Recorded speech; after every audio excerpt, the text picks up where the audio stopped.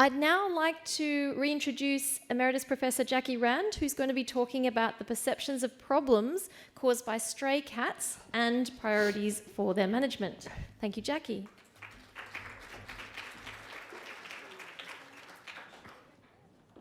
Oh, terrific.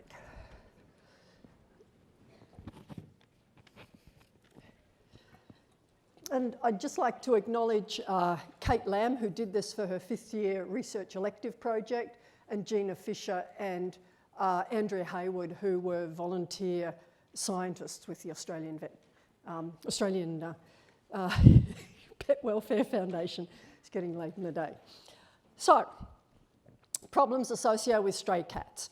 Based on our research, strays contribute 85 to 100% of admissions to councils, 50 to 80% of admissions to animal welfare shelters, depending on how much council work they do. And it's about half the cats never leave alive across Australia. And there's costs, depending on how far they have to travel, for council workers to go out to respond to a complaint, deliver the trap, train the residents, pick the cat up and then deliver it to either their own shelter or to a third party. Then there's costs to manage it, which range typically in Australia between $200 and $500 per cat. And then once it's in the shelter, for the minimum or the average length of stay in shelters, which is about 30 to 40 days in Australia for cats, costs another $700 to $1,000 or more, including veterinary care. And I keep talking about this because I think you need to be talking about it, to elected officials at the state government level, elected officials at the local government level, and talking to your board members so they're very aware that exposing staff to euthanasia results in mental and physical health issues and post-traumatic stress, results in depression, substance abuse, high blood pressure, insomnia, and increases the risk of suicide. It increases staff turnover, which causes increased costs. And one large veterinary group has told me that it costs them $10,000 to recruit a new veterinarian and $2,000 to recruit a vet nurse. They may not be your costs, but recruiting new staff costs money. And so I'd just like to give you a little bit of a background on this study that we did of people living in the Brisbane City Council area. The area is the largest local government area in Australia, comprising at the moment about 1.2 million people. They say it has the highest biodiversity of any local government area in Australia. And they employ 2 trappers with KPIs to catch 1,000 cats between the 2 of them each year. It's complaint-based trapping in urban areas. They assess them in the trap cage. They actually only catch about 900. They assess them in the trap cage for whether they're owned or not, and that's based on sociability and a microchip that's scanned when the cat's in a crushed cage. And so, not surprisingly, 90% of them are deemed feral. And then, based on our research, about another 700 cats are killed annually in the pounds and shelters serving the Brisbane City Council area. And so, when you calculate it based on the number of stray cats in Brisbane, we're killing less than 5% of the total stray cat population.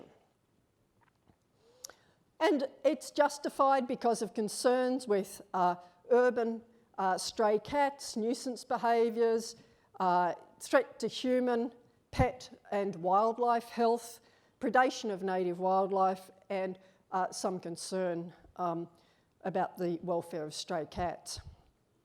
And we've talked about it before, I've talked about it. We can decrease cat numbers and the problems by 2 ways. We can kill them, but we need to kill 30 to 50% every 6 months. And there's no publication from any Western country documenting this being successful in an urban area. It's successful in islands and other areas like that. Or we can desex them, and we need to desex high levels in the areas that are contributing to intake to be effective. And there's more than 10 publications now documenting this as being effective at the suburb or city level. Both cost money, but the cost to local government is a hell of a lot more, and if we desex them rather than kill them, the community will help support it. Now in Queensland, we've got legislation. Every state's legislation is a little different. And we have the Biosecurity Act, which came in 2014. It was implemented in 2016. And under that, urban stray cats and truly feral cats, which get no support from humans, are both considered non-domestic. And they must not be moved, fed, given away, sold or released into the environment without a permit. So clearly desexing of stray cats and leaving them in their home location is illegal. So the aims of this study were to determine what people in Brisbane would like and what factors influence their management choices. So rather than do an internet survey and get 90% of women, we decided, well, we tried several ways, but the only way we got permission to do it, we wanted to do it on buses and public transport and trains, but the Brisbane City Council wouldn't give us permission. So we distributed the surveys to medical and dental practices because people are sitting there waiting with nothing to do with their time. And we were very careful in how we selected those practices. We wanted a distribution that represented Brisbane of socioeconomic areas and population size. And we got 305 responses. 43% of people who responded said they were aware of stray cats near their home or work and at a variety of locations: private residences, commercial businesses, alleyways, suburban parks and industrial areas. And of these respondents, 56% owned a cat, and they were responsible cat owners. Most were desexed and microchipped. 15% said they fed a stray cat, and in fact 3% fed daily one or more stray cats that they didn't perceive they owned. And that equates to 36,000 people in Brisbane feeding one or more stray cats. And then we asked people how strongly they disagreed or agreed, and the strongly agree and agrees on the right, that cats cause a nuisance by urinating and defecating in people's gardens. And 45% of people said yes, they believed that. Are annoying because they fight and make loud noises, and 46% of people agreed or strongly agreed.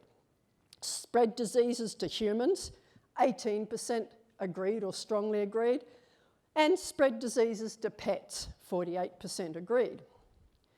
And when we looked at the predictors of people who agreed that cats had nuisance behaviours of fighting, defecating and urinating, it was residents older than 40 and those aware of strays.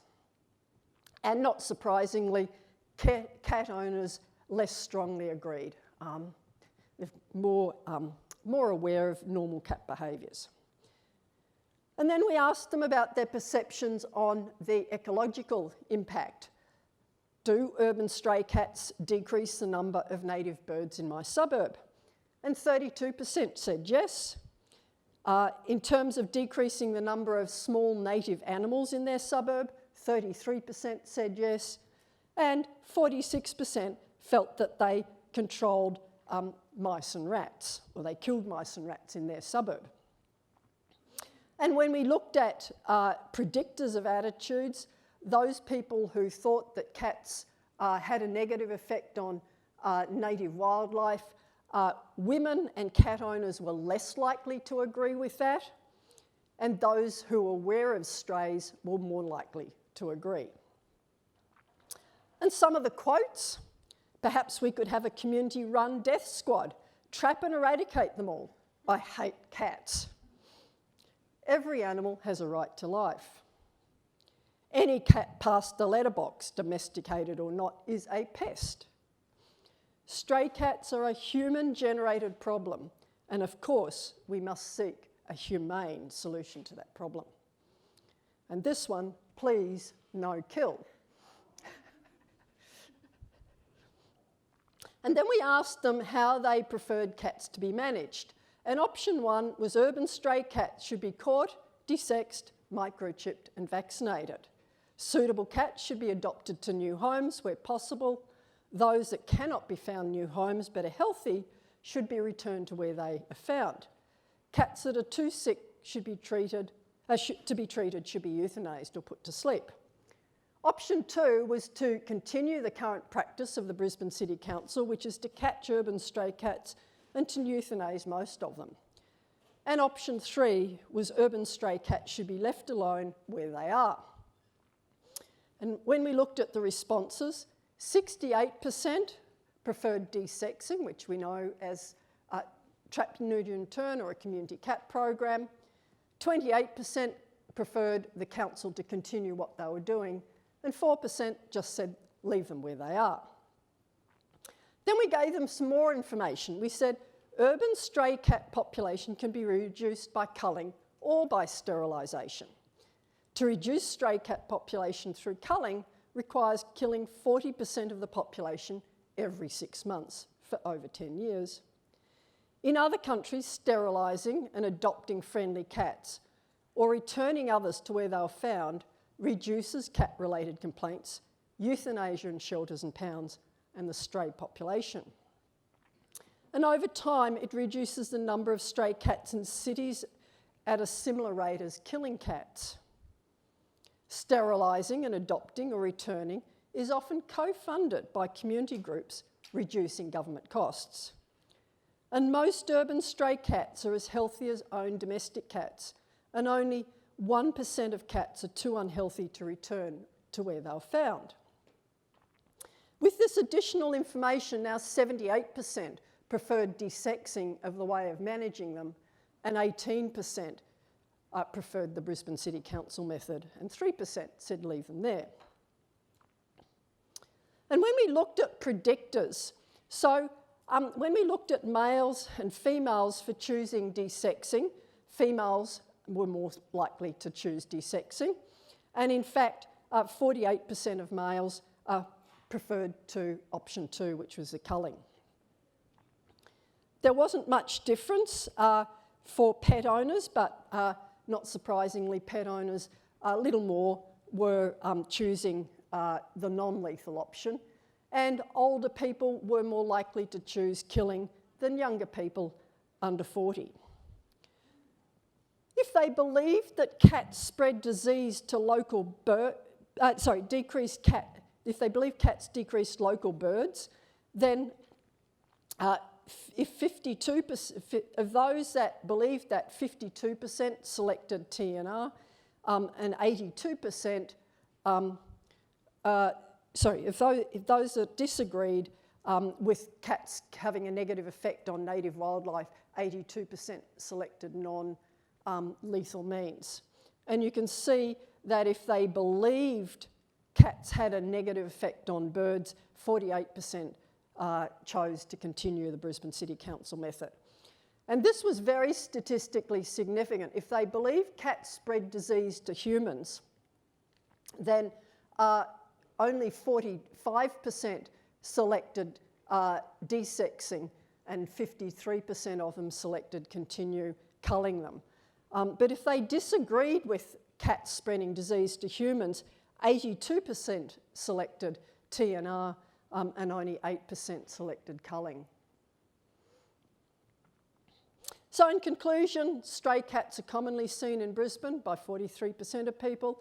There are a variety of views held, and a lot of people really had no, they were neutral. There were low levels of support for continuation of the Brisbane City Council method of controlling cats, with enough data given that 78% preferred desexing for control. And when we asked them would they support a trial in their suburb, 71% said yes, 16% said no, and 13% were unsure and clearly needed some more information. So most of the community do prefer non-lethal ways of controlling cats. But it's clear that we need to provide additional information to people so that they've got more knowledge about the choice that they're making. And so that they need to know that it will reduce risk of spread of disease to humans, pets and wildlife. It will reduce predation by decreasing cat numbers. It's more cost effective for local government. It will reduce nuisance behaviours very markedly, and it reduces exposure of shelter staff to the traumatising effect of euthanizing cats. And that the health and welfare of pet cats, of cats that are desexed and free living, is not significantly different from owned pet cats with outdoor access. And because we've got a minute or two, I'll just show you this because I'm sure you're going to be interested. This is a copy of a summons given to someone in Brisbane who did, without a reasonable excuse, feed a declared pest animal. And that declared pest animal was a cat, which was a non-domestic cat. And the cats were non-domestic cats because they were not fed and kept by someone. And this defendant was actually charged with feeding the cats by leaving food out with them, but they didn't have a declared pest permit. And they were also charged with supplying to another person for the purpose of rehoming, and these were 2 kittens, and they supplied them without having a declared pest permit. And of the $1,300 in fines, I believe $900 of it was for the kittens and rehoming them, and the rest for feeding. And that person has now subsequently, and the futility of trying to stop people with feeding bans, that person now, who is on New Start, has got $8,000 worth of fines, and another person has got $13,500 worth of fines, $5,000 of legal costs, and her latest fine was for $3,245 for putting water in a bowl for a cat. And she got a 6-month suspended sentence and a conviction recorded. And she has actually asked for help if anyone knows a lawyer. She has no money to apply for an extension or an appeal. So if you know a lawyer who would help, let me know. But that's what's going on in Brisbane, and I'm so glad that my taxpayers' money is being spent in this way for managing cats. Thank you, Jackie. Thanks.